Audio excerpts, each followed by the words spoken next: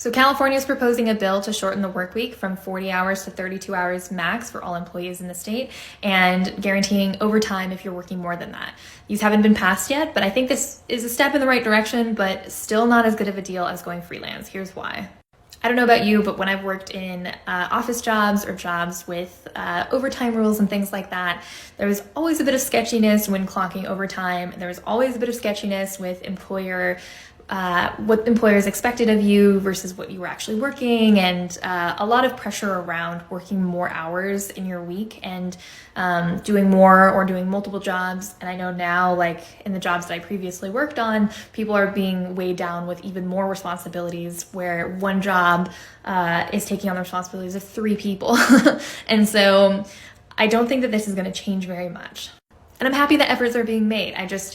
I know what some of these jobs are, and if you are working at a great job with great benefits and you love it and it's amazing, awesome. But for me, I just figured out that the employee lifestyle, no matter how cushy it seemed from the outside, was actually not as advantageous as going freelance for your time, your finances, your tax savings, and a whole lot more. As a freelancer, I don't have to ask anybody to take time off for vacation or sick days. I can just take time off. I can add or take away projects as I want to adjust my workflow. I can change my rates on projects if I want to be paid more, and I can find new clients.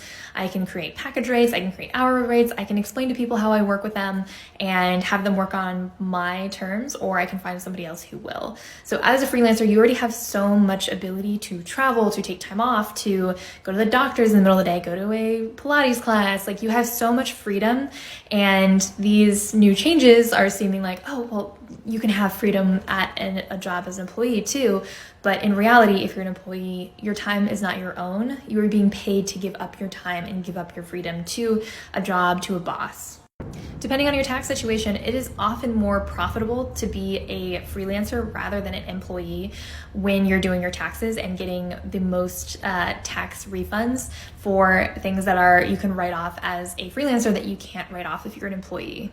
So if you want all that freedom, it does mean that you have to jump into freelance, but that's actually a really great thing because there's so much opportunity and people are hungrier for freelance talent than they ever were in the past. I have more videos on my profile covering a ton of information about freelancing. And so if you're looking to have a work week be a 1, 2, 3 day work week, 4-day work week, whatever you want, freelancing is definitely the way to go. And it takes a little while to get established and to get your career up and running. So it's not something that is easy to jump into, but it is worth it. And the hard work pays off in huge ways.